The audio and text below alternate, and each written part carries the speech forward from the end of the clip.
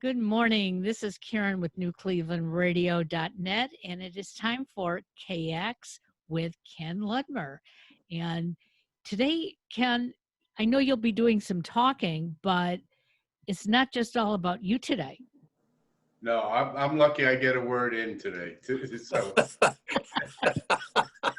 gives me a break. We have a great guest today. This is Matt Ludmer.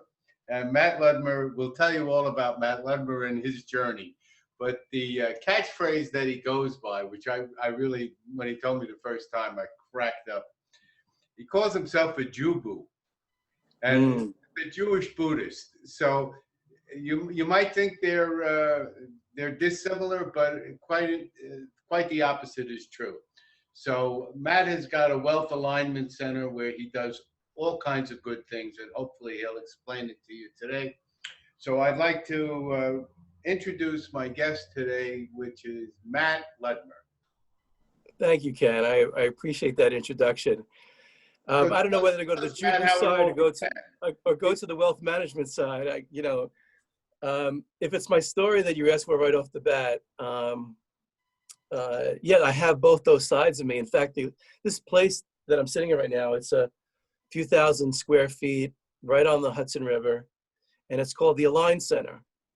And the Align Center is because of the very thing you just mentioned. There are many sides of all of us that we have. So on one side of my life is a deep spiritual practice that's been going on for 40 years, both in the Tibetan Buddhist world and in the Jewish spirituality world. And on the other side, you know, I was one of the first financial advisors ever hired at Morgan Stanley to do wealth management. I was one of 5 at a University of Chicago Business School. And when I left 35 plus years later, there were 18,000 people doing what I was doing.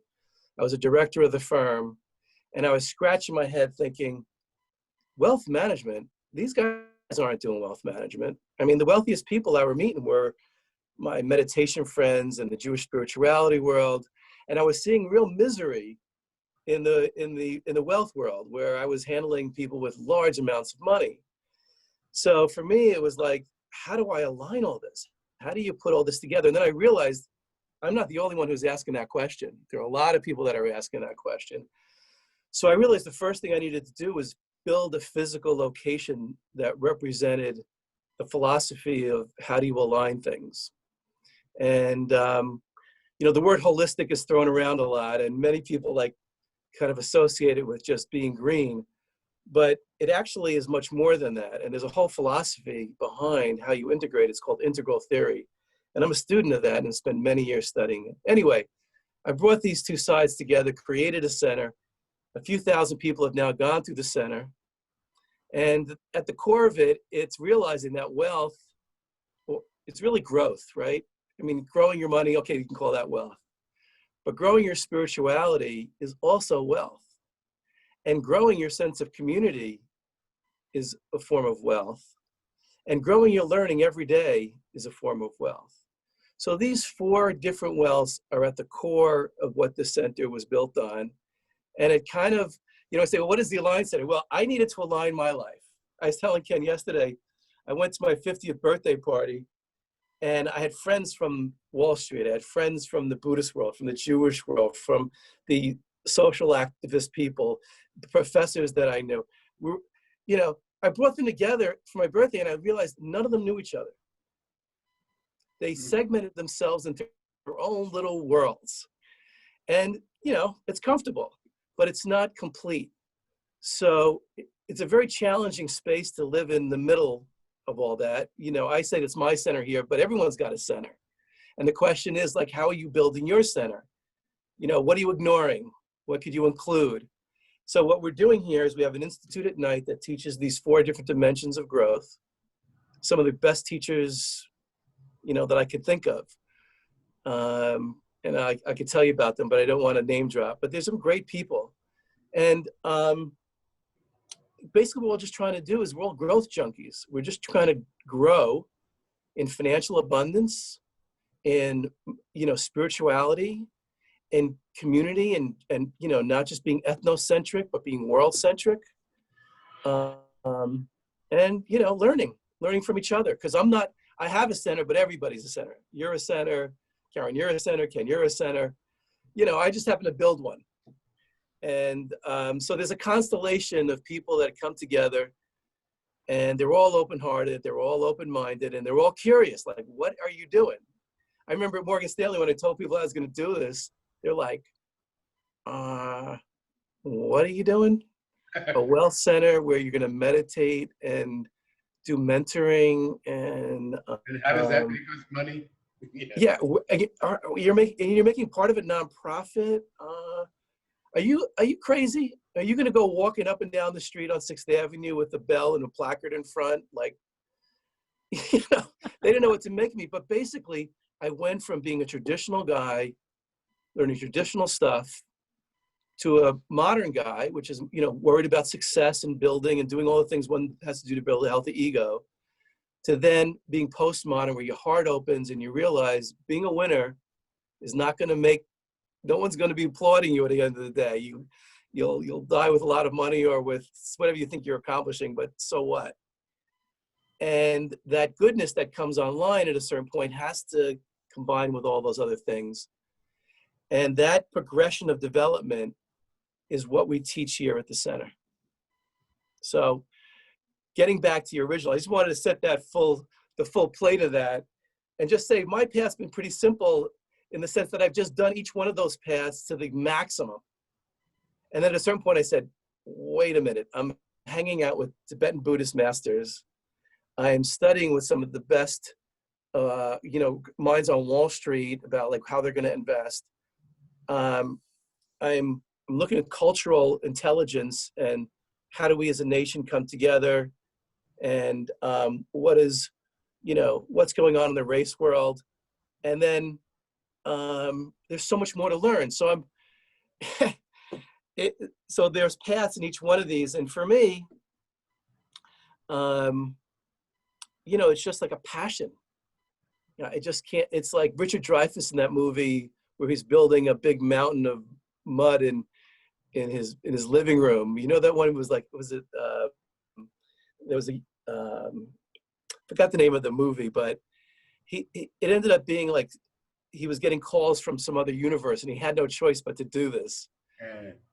I have no choice but to do what I'm doing. So I left Morgan Stanley, I built the center. At night, we got all these teachers teaching. And during the day, I created a community space. So I have a co-work space, so we're all hanging together, although not during this pandemic, obviously. And I call it Aligned Living.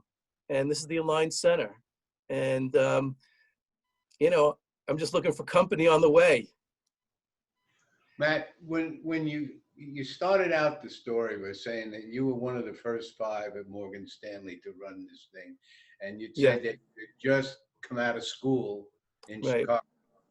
Yeah. So I got 2 questions with that. How the hell did they hire you with no real experience down there? Zero, man. Zero. And then when you got there, didn't you have any anxiety about what the hell am I doing here? And oh my God, man. I went to Rutgers undergrad. I felt like a regular guy.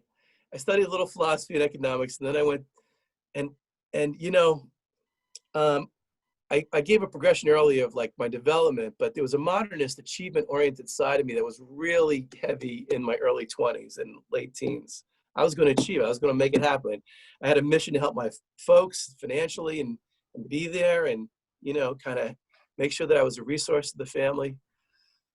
So Chicago Business School didn't take interviews, and I was a guy from Rutgers and all these people from Harvard, Princeton, you know, great schools. And I'm like, I don't know. My uncle said to me, you know, Matt, you're like this Jewish kid from New Jersey who's like going to a state school. Unless you go into the top school, don't even bother. Right. Don't even bother. So what I did is I thought, you know what? They don't take interviews. I'm just going to fly out to Chicago.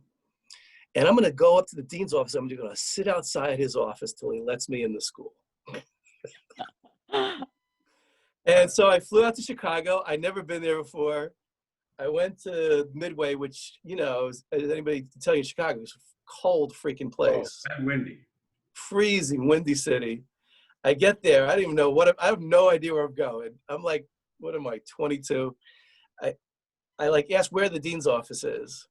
And literally I said, I want to meet with the dean. And the guy said, I'm sorry, but we don't do interviews. I said, it's okay. I'll just sit here until he's around. Maybe he'll see me. And I just sat there. And eventually the dean of admissions came by, not the dean of school, the dean of admissions came by. And he goes like, who's this guy? And he said, well, he just flew in from New York. He's standing out here because he wants to be in the school. And he invited me into his office. I told him my story. And a week later, I got into the nights. He let me into the nights club. Like the door opened like that much. To see if you were the real deal or not. Yeah, and I put my foot in, and you know, I got in there, and then I immediately switched to the full-time program and kind of bootstrapped my way in. And then I literally spent 2 years in the Regenstein Library, which is this library where Enrico Fermi did all his nuclear, you know, learning and tests and studies. So I, you know, hopefully, you know, I was kind of glowing, but I literally did not leave that basement for 2 years, because talk about insecurity. I mean, I would go in these classes, and it was like law school in Chicago. You had your name tag in front of you, like law school. Like I'd be sitting there and they go, Mr. Ludmer, you know, this balance sheet has these liabilities and these assets. What should the company do? And I'm like, whoa, you know, I was like, put my head underneath. Put my head, no, I'm not here. You know, I'm not here. I literally had such anxiety that first year. And then what I realized like all these men and women that I were with, everybody was the same. They just happened to have pedigrees and that families, I mean, from all these really fancy places. And, you know, if I tried really hard, I would do okay. And I guess I did okay. I had the one thought that your thought was probably similar to mine, in that you knew they didn't need you, but you needed them. Oh man, I need them bad. I you know, hey, listen, how did my father afford to get me through Chicago Business School? I mean, Yeah. Berkeley was at that time was $4,000 a semester. I mean, this Chicago Business School, like, you know, everything was on the line here. Yeah. So the other story is that then it came second year where it was like, all right, who's going to get the jobs? Because back then there were jobs available, not like today where who knows what career paths look like. But, you know, back then it was sort of like, it was the consulting world or it was the investment banking world. And that was it. Those two, you know, you're going to leave Chicago, you want work there. And Chicago gave you points. So you had like a certain amount of points to bid, actually try to buy an interview. And if you really want an interview, you can take all your points and buy the interview, but then you got no more interviews, you don't get hired. So I'm like, what am I gonna do? I wanna get one of these firms, but if I bid all my points, I spend all this money, I'm sunk. I won't have a job. And so I decided to spread my points out. And of course I got no interviews. I got like very few. So I went to one of my friends who got an interview with Morgan Stanley. And I said, listen, I'm gonna try the same thing I did in the first shot.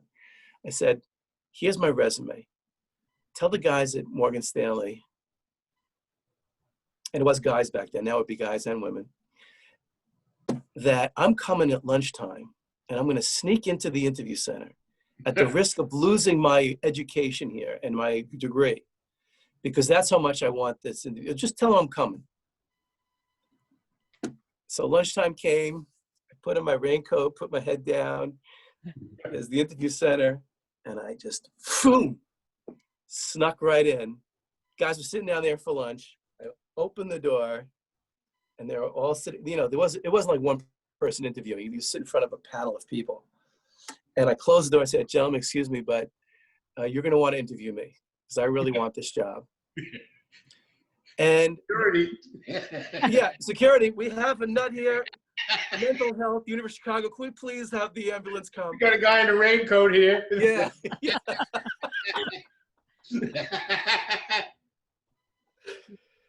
So, you know, I proceeded to then, I mean, I was competing probably against 500 people. You know, this was like the job. There was two jobs, one for investment banking and one for sales, and this new thing they were calling individual investor services. And of the two jobs, I got the individual investor services offer. So I went right from there, from the insecurity of Chicago to the insecurity of being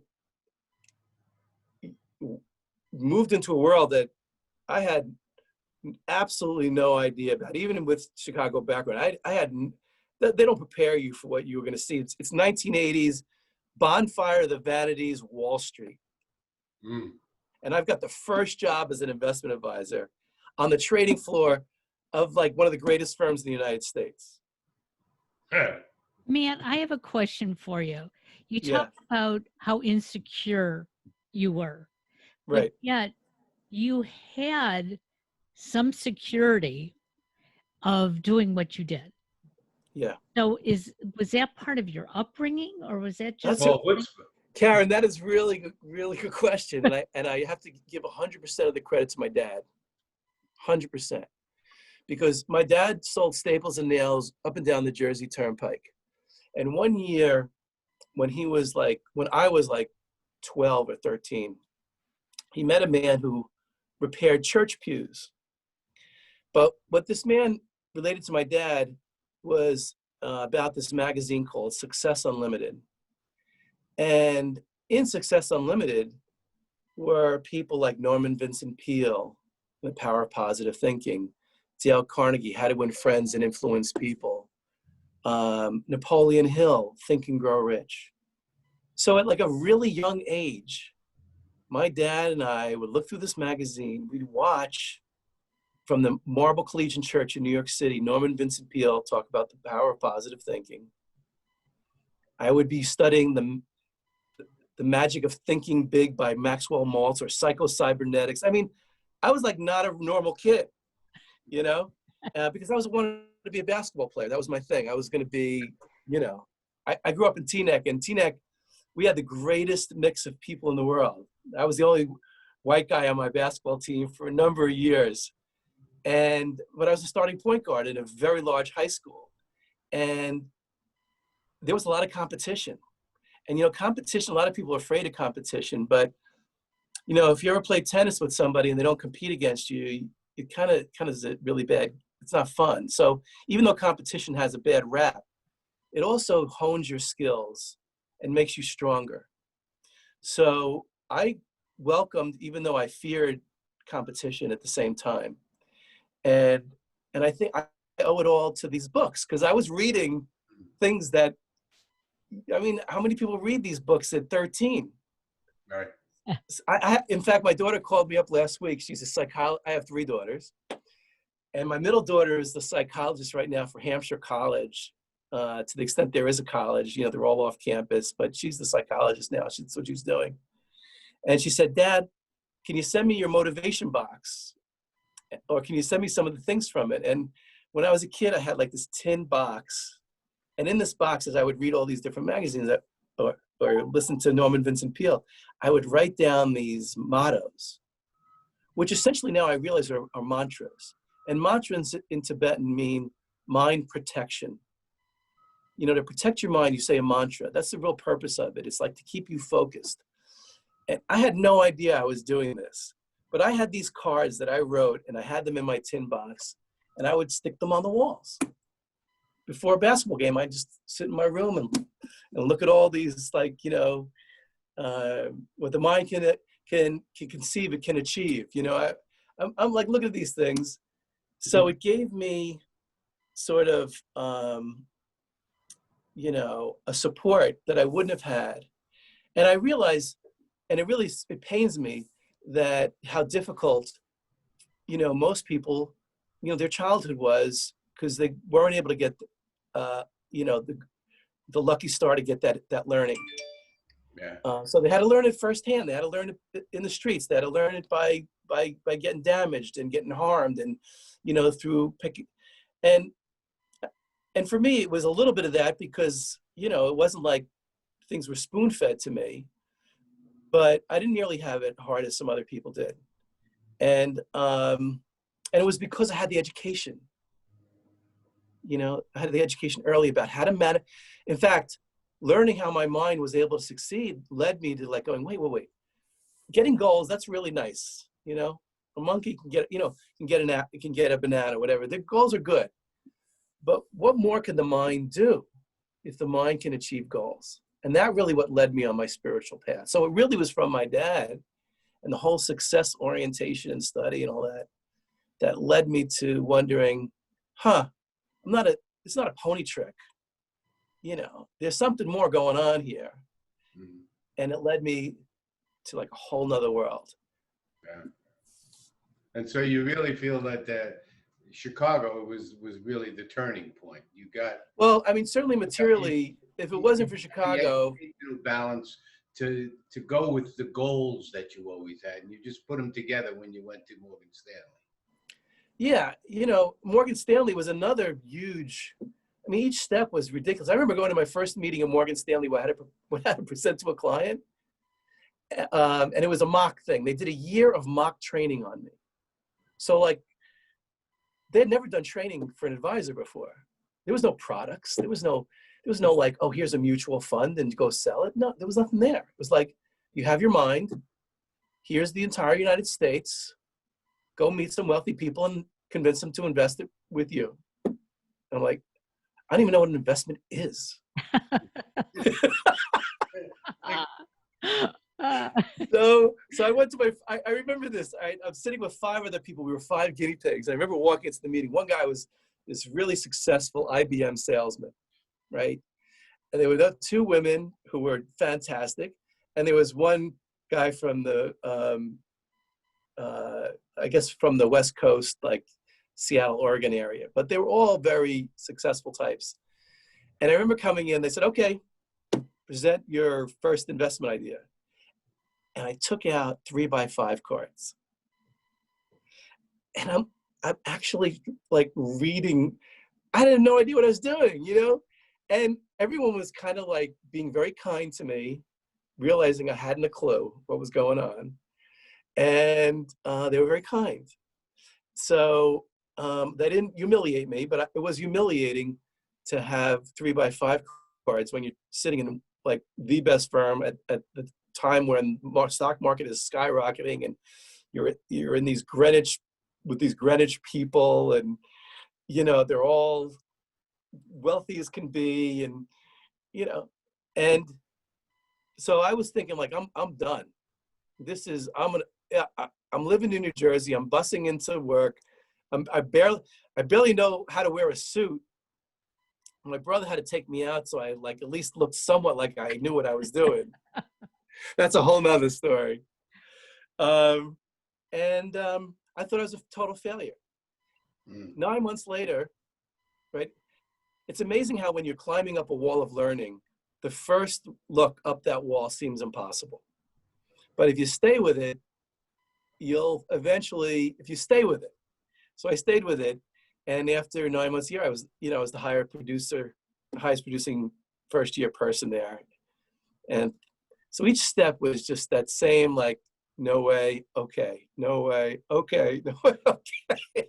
Man, I'm relating to both sides of your story. At the same time, it's stirring up in me a lot of anxiety because Sorry, I don't mean to make you anxious. No, that's a good thing. I remember that I wasn't the greatest student in the world, which was proven by getting thrown out of Little Wilkes College when I was 20.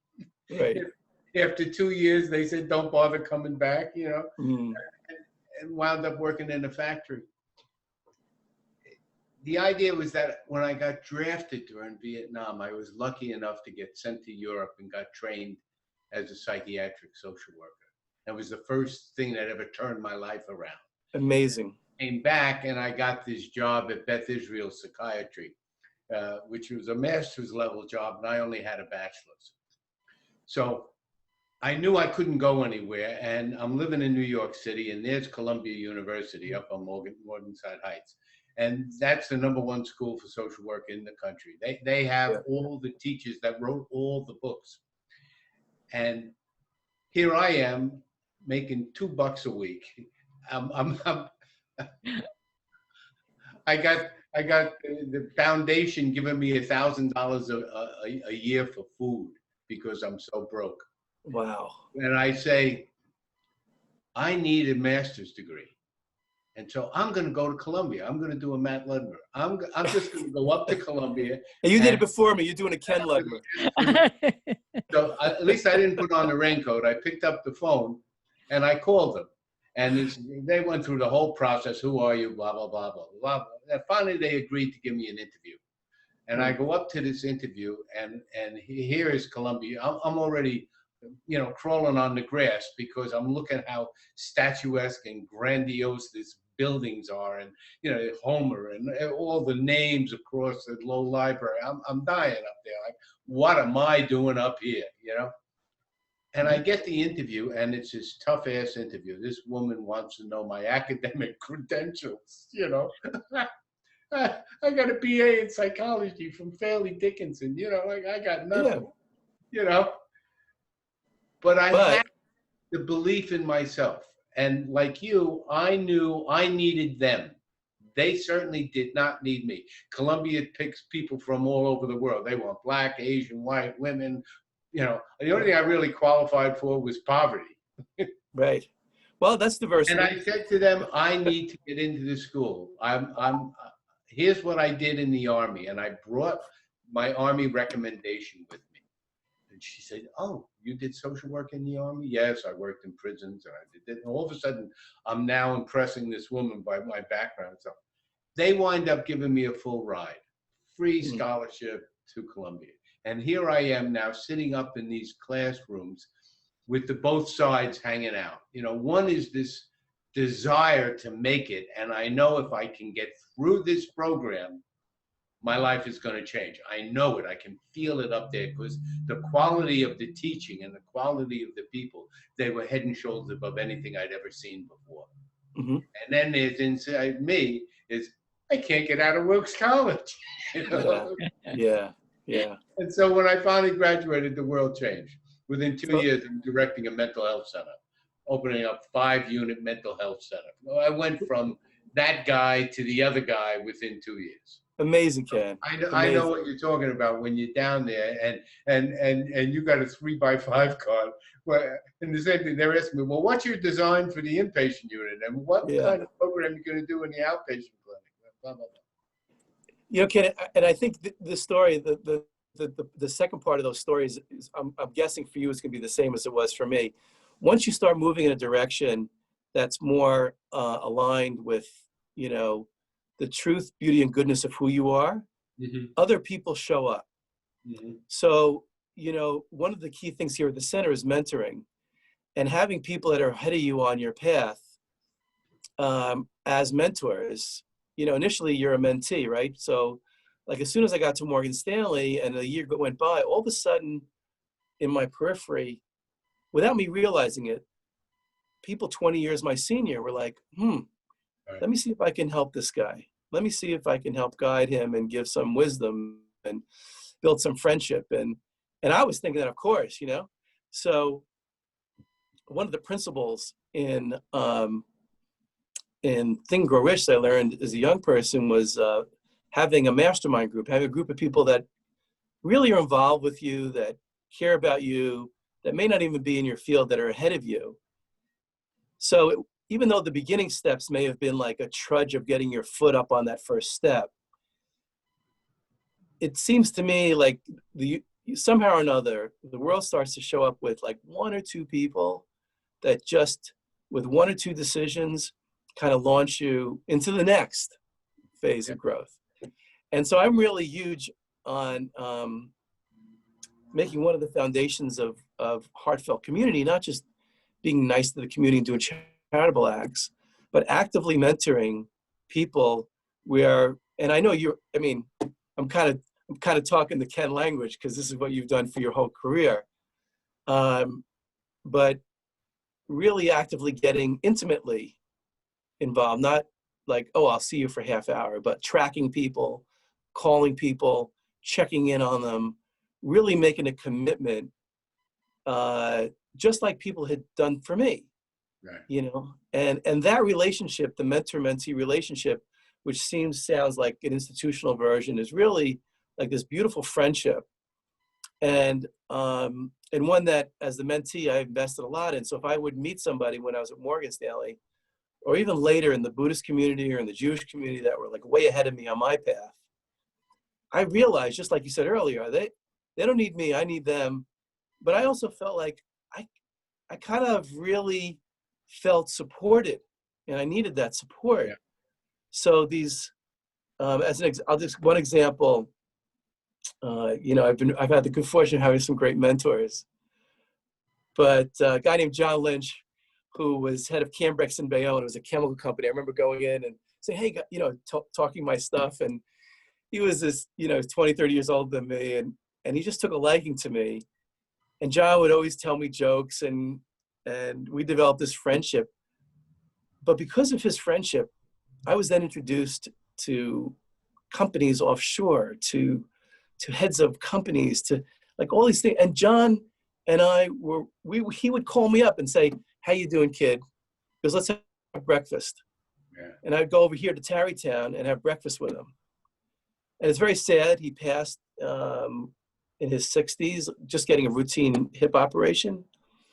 But for many years, his kindness and his tracking, I think, it's one thing to say you're somebody's mentor. It's another thing to track somebody because it takes effort.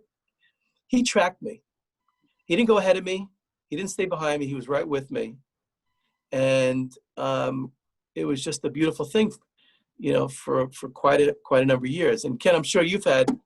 I had Jay Fiedler. And when I got out of grad school, I had worked in an outpatient clinic, and Jay Fiedler was a psychiatrist who was going to open up the mental health center. He was going to be the medical director. And he said, I'm going to bring you with me. I'm going to make you the chief social worker. And I'm 31 years old at the time. I mean,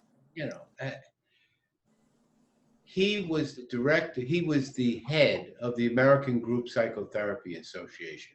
He's the #1 guy in group psychotherapy. He's the head of the institute. He said, I'm going to put you in the institute. He says, from what I've seen about you, he said, you're two things. He said, you're a teacher and you're a healer. And that's what you're going to do. He said, you're going to teach others and you're going to heal all the patients. And he put me up with Ian Alger, who was a psychoanalyst and one of the most respected psychoanalysts in New York City, who was my supervisor. And then he put me in touch with Milton Berger. Milton Berger was at South Beach Psychiatric, who was the only guy in the city doing videotape of group therapy. I had these two guys teaching me everything, and they were 20 years older than me, 30 years older than me. Yeah. And in 3 or 4 years, I felt like I earned my position. I'm now I'm a director at 34, 33, and everybody around me is 50 years old or older. And it was like, they see something that I don't see, but I earned my way into it. And then you rely on yourself after that.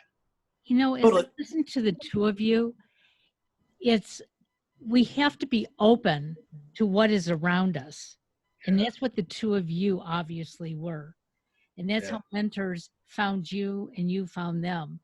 But so many of us are so closed. We're so afraid to share what we're doing because we don't want people to say, you're doing it wrong.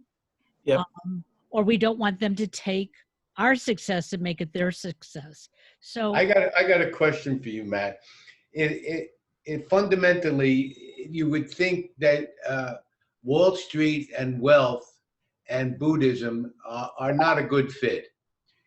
From what I understand with Buddhism is you give up the worldly goods. Your whole world is spiritual. You don't have a job. You rely on others to feed your soul and your body. And, wealth and Wall Street is accumulation. Get as much as you can and put it together. Get the house, the car, get all the 5 stars. And I was wondering what kind of dichotomy that makes in you when you're living in both of those worlds. Yeah. Well, it wasn't much of a problem for me, even though it seems like a problem on the surface.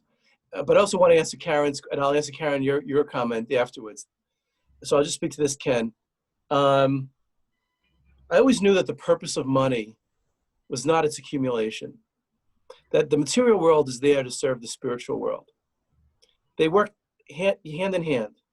They're separate, but the fingers fit the places where the others don't have it. So what I was doing was creating wealth for a purpose, not for the purpose of my own gratification, because that, one of the great things of seeing a lot of wealthy people is seeing, what are the beauties and what are the uglies, what's the terrible part. And so I came very quickly to the understanding, and then refined it later, that the purpose of wealth, first of all, is extremely important. You need oxygen to live. You need to feed yourself. You need to feed your family. If you're going to have a family, you're going to live a householder life, not a monk life. It's different. If you're a monk, yes. But if you're a householder, then I have a wife, I've got 3 kids, I've got parents. I can't spiritually bypass that and go to some beautiful space and just ignore that. So on a very grounded level, there's ground, there's earth, and there's sky. On a very grounded level, I needed to make sure that I got oxygen. Because if I had oxygen, then I could be a resource to other people. Otherwise, I'd be asking for things. So my first primary thing is like being on an airplane. You got to have oxygen if you're going to help other people. But then when you get oxygen, what's the next purpose? The purpose then is to work on your own development, because if you're going to help other people, you don't want to be polluting other people. You want to come with a clear, open heart and open mind that's not trying to do good for your ego purpose, but is doing, is this flowering of who you are. So if you're not using the initial funds to like work on, getting therapy, working on your own spiritual growth, it seems like that was the next thing. And then the thing after that is like, okay, how am I going to help? Well, now you have funds to help other people. Now I can build a center. I have the ability to do things I couldn't do if I didn't have a material base. And then finally, I need to learn. That means I need to buy education. I need to do things and spend money to educate myself in areas I don't know, and learn from people and travel to learn things. So I look at material development, as not just the objective gaining of wealth. It supports your subjective growth. It supports your cultural growth and your goodness. And it helps you grow in terms of your learning of how the world works. And so to me, they were just intertwined. They weren't separated. And I understand why for many people it's like, oh, they're separate. Like a lot of my Buddhist friends were like, you're on Wall Street? Like, get away. And then the Wall Street friends were like, what do you mean you're like going on a week silent retreat by yourself? Are you the strangest person I've ever met? And then in different ethnocentric settings where I'd be in my Jewish community, and they would look at other communities like, well, they're the other, like, well, that's not my Jewish community. And I found a more world-centric community. But I think the bottom line is that material wealth, and this is a really, Jewish concept that I learned through the Kabbalah, was that the purpose of material wealth is to serve is to serve the truth, beauty, and goodness of who you are, and for those around you. And that's what I teach a class called Invest and Relax. The reason why I call it Invest and Relax is because until you have your oxygen, once you have your oxygen, you can relax. But what does that mean? It means turn to spirituality, turn to helping other people, turn to learning. And it kind of works that way. And yeah. And I think, Karen, to your point about like basically being vulnerable in all this, there's no learning without vulnerability. If you're not going to go and just know that your strength is your vulnerability, not your weakness, like protecting yourself works to a certain extent, but it's a really bad program. I've learned that the more honest I could be, the more open I can be, and the more vulnerable I can be in all these different things. So if I'm learning something about wealth, it's okay to say, I screwed up and I lost money doing something stupid. Or if I'm in a meditation thing, it's okay to go, I don't get it. Why am I sitting here in silence? It's not helping me. It doesn't work. I'm not getting it. And then opening, but that opening then allows you to stay with it a little longer, and then things start to show up. So if you're kind of just protected and not growing, which is really, growing is being vulnerable. So I think it's like I can immediately tell if someone's a learner because they're willing to say that they don't know. It's a starting point. Absolutely. They say, I don't know. I don't know. What are you going to do? I don't know.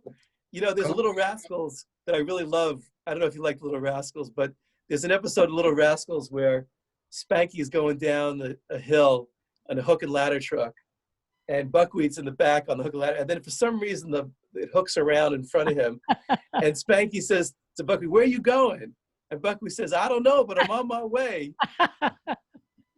And I don't know where I'm going. I mean, I know the direction I'm going, but I'm a center, you're a center. We're all just trying to figure it out. But without that sense of open mind and open heart, nothing moves. In fact, the reason why state change is so important, why it's important to meditate and to allow yourself to listen to music and feel a change of your own state, is because state change produces trait changes. If you change your state, right? If you take this vulnerable state and you allow things to change, then new traits will start to arise in you. Yeah. One of the greatest teachers that I had was Maslow. And Maslow. Wait. You can't say that. Was he your personal teacher? You took a class? No. Oh. The theory. Okay. I get it. Yeah. From the books. Yes. It's the actualization thing. It's where it teaches you don't want to be kind, don't want to be generous, don't want to be honest. Be honest. Yeah. Be generous. Be rather than want to be. And that was what I worked at with a lot of my clients. I changed their framework in their mind of being in a one down position to wanting to have something. And I said, it's already inside you. Find it. Just connect. And if you have a kind thought in you, then act kind. If you have a generous thought in you, then be generous. And they started to do things as I did. And all of a sudden life changes. All of a sudden you now have power that's inside that you never felt. And it results in a calmness, in a healing, in a way of living that you're no longer envious, you're no longer angry, you're no longer anything that's negative. You role model a life. You role model on being. Beautiful. There's a meditation practice called the Four Limitless Ones that are really exactly what you just said. In that, so an example would be in the four are compassion, loving kindness, joy, and equanimity. But to be compassionate, you can think of like, oh, I want to be compassionate. So you think about something the past week that you did may have had some compassion in it, right? So if you imagine in your mind that something that you did that was compassionate, it's a compassionate act. And you can reflect on that and help that build. But better than that is just be compassionate self. Imagine yourself emanating compassion and being compassionate self. So it's taking the literal world of compassion, seeing the acts that you do, but you don't have to do those acts necessarily to be compassionate. It's good to do those, but just be compassionate. Because part of you is compassion. And when you start to resonate with the fact that you are compassion or you are love and you all have joy, these are innate qualities. And then you don't need to, I know a lot of people like to just do a lot of acts of kindness, whatever, but there's a certain poverty in the activity. It's certain like, oh, I need to show that I'm really good. I need to show. No, just know you're good. Just emanate the goodness. And that people will feel. In addition to the activity. I have learned so much from the two of you. But main thing that I've learned is these are the teachings of my dad. Okay. And my dad, Oh, so ordinary nice. man. He would wake up every morning, look in the mirror, and he would greet himself. Mm, And, us kids would be up in our bedrooms getting dressed for school. And I thought it was the funniest thing in the world. But I do that today because if I can't find my inner strength and like myself in the morning, who else is mm, going to like me? So yeah. now when I go out for my walk in the morning, I'm saying hello to everybody because I feel good. And Oh, those are the little things that I think that we all have to do um, to make this just a better world. that is immense wealth. I mean, to me, if someone said, what is wealth? You've been on Wall Street, you're a director of the firm, what is wealth? Karen, that is the definition of wealth. When you carry that contentment that you just described, it's amazing. It is just, I mean, even what you just said, I feel, Yeah. and thank you, Dad, for that gift, because I think we need to, we need to feel that as an experience, not an intellectual concept. And part of the practice is just plugging into that. But not even practice, it's just, just thank you for that. Well, Yesterday, I had a great day in the city. I'm sitting at 23rd Street opposite the Flatiron Building. They have a little park right by Madison Park there. And they have little circle tables with umbrellas. And I go there and I read my paper and I do my Spanish, blah, blah, blah. I'm sitting there and I've seen this woman before. She's like a 65-year-old, maybe black woman who has got a cart, and she stops by the garbage cans and picks up the bottles and stuff and makes money. And she is not disheveled and not dirty. She is like an upper level, whatever it is that she's doing. And I've seen her before quite a few times, and she always looks at me. And I wonder why she always looks at me, but she looks at me and I nod back. So I'm sitting at a 2-chair table. She comes over and she says, "Is anyone using that chair?" And I said, "No, ma'am, it's yours." And thank you very much. She took the chair and she moved it over to her table. I go back to my Spanish.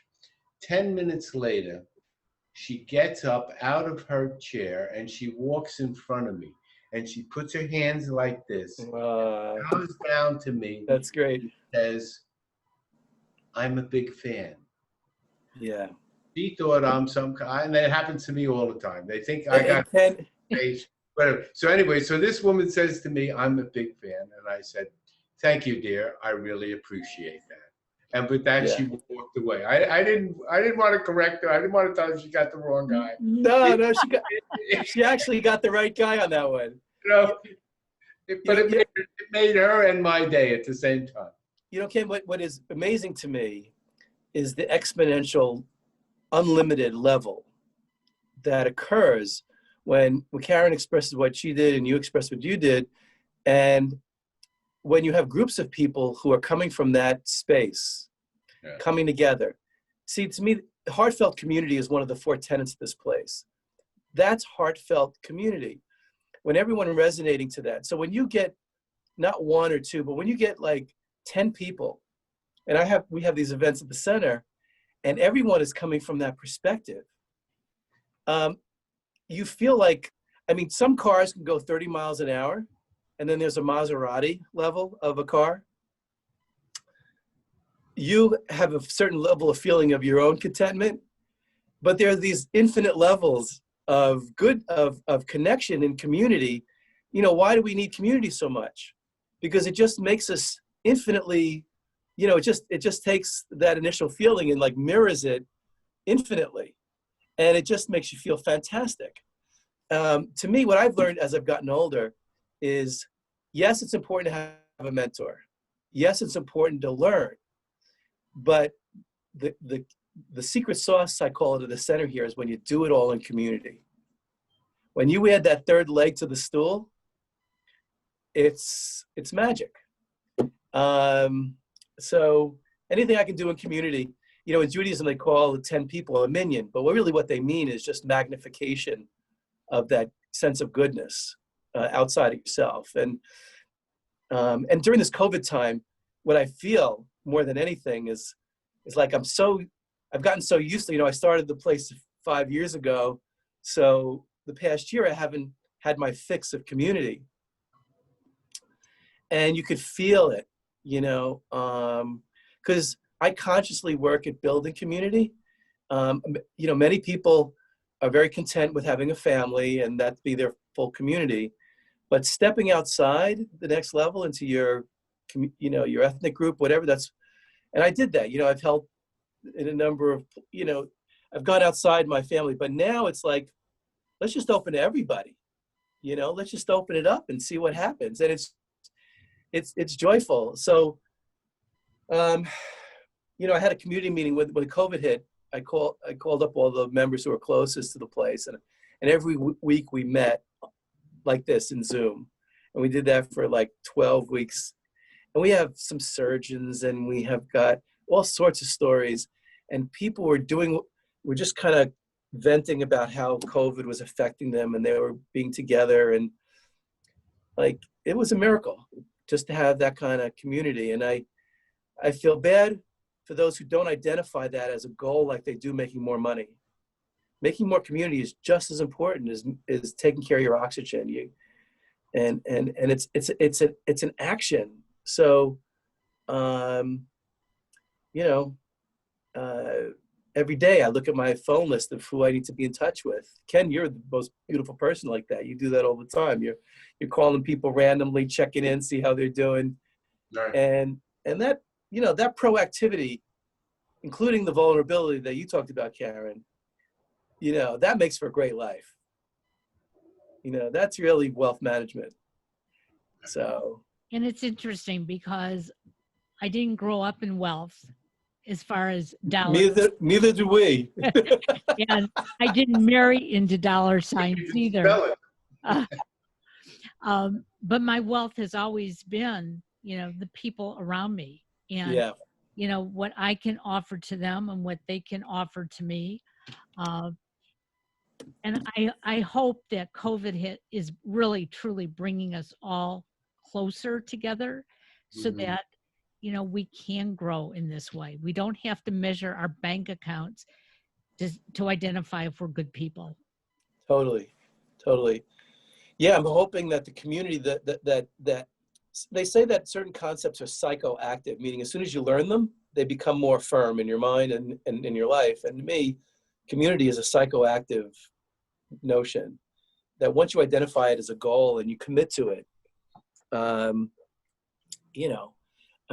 that 50th birthday party I had when all my friends didn't know each other, that was the weirdest thing in the world. That's never going to happen to me again. I'm committed to that going away. That is just ridiculous. And I know there are a lot of people that don't have much community, but, to make a friend, be a friend, Right. You don't have to always be a mentee. You can mentor somebody who's younger than you. It's proactive decision-making that creates community. I remember once I was on a train. This is a mentor story. I was going into New York City, and this 6'7" inner city kid is across from me, and he and I start up a conversation about basketball. His name's Lawrence. He's 16 years old, and we just start talking basketball, and I love basketball, so we just talking, and afterwards I kind of realized he's got a tough time. So I said, I just, no big brother program, no big sister program, nobody. I just said, hey, how about you and I have lunch? So we have lunch, and I start to get to know him. He's a good kid. He goes to a Christian camp. His mom's raising him. He doesn't know his dad really that well. And he's got to make a decision whether to go to junior college. And, he's got all these things to discuss. So I said, well, why don't we discuss it more? So after that lunch, we start meeting each other. I'm in my office one day. My assistant gets a call from Lawrence's mother. Who is this guy, Matt? And why is he talking to my son so much? So my assistant's like, no. That's a good guy. I think he's mentoring your son right now, whatever. And then she gets on the phone with me. We have conversation. Well, fast forward, Lawrence is now 28. He's an amazing guy.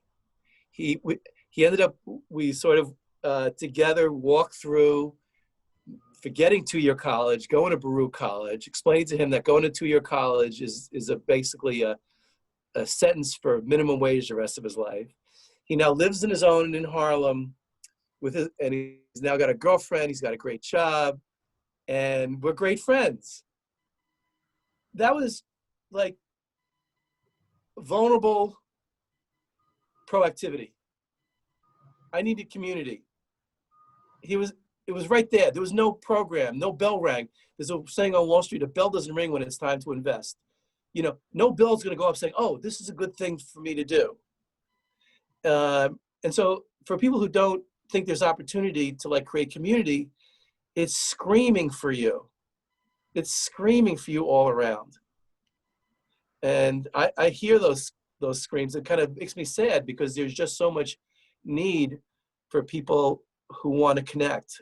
And I think the practice that Karen, that you do in the morning is a magnetizing sign to everybody that, hey, I'm willing to connect. And that's how community's got to get going. So I'm cheerleading the community flag here, obviously. I love it. I love it. When I lived in a village, most people think New York is very isolating, cold, and tough to navigate, and I didn't find that at all. Right. I found a community of people through the one job I had was up at the White Horse, where I was a bartender of a local Irish saloon and community saloon, and everybody came in. And one of the sad things was my grandmother had died. My grandmother I always went to my grandmother's house for Thanksgiving. And I've written about it where, I always make her stuffing. So the White Horse and its crowd. Now here's people from Arizona, from Florida, from Michigan, Montana, from California. Everybody's in New York trying to make it. And everybody doesn't have family in New York. The one thing that was all true. They all left their families, right? None of us had family. So we had a Thanksgiving dinner at the White Horse, and I brought my grandmother's stuffing. And my God. And Amazing. everybody made a meal, and we sat there, and it was one of the closest, warmest connections because everybody was in the same spot. We needed community, and we needed family, and we made it. And it was better than almost any of the other events that I had. There's a quote called, it says, seldom does a family grow up under the same roof. Yeah. Like you can create your family if you don't have one, or even if you have one, it may not be one that satisfies you. Yeah. Well, I'm really lucky now, Karen, to have, I can call Matt family. Oh, totally. Imagine having him in your family, right? Well, I have to tell you, Ken, you being part of the New Cleveland radio family has been phenomenal. And I met you through wonderful friends, and we are a community. And that is what makes me, go each day. There's somebody who is out there who is podcasting with us, who just cares about our listeners. What can we say today that can help you see that we're just as ordinary as you, and you are just as ordinary as us. Totally. And, we've got to come together. We can't feel alone. And that's what we try to do. And Ken, I love your stories. Matt, you are phenomenal. You are bringing people together that don't even realize they're being brought together. Thank you, Karen. What a great guest. I thank you. I thank you for the opportunity to, be with you both, and I feel the same resonant sense in the two of you with me. So thanks for allowing me into your community. Well, thank you. Love you, Maddie. Love you guys. We'll be back again next Tuesday, Ken, when you kayak with us. Okay. All right, Ken. Bye-bye now. Bye.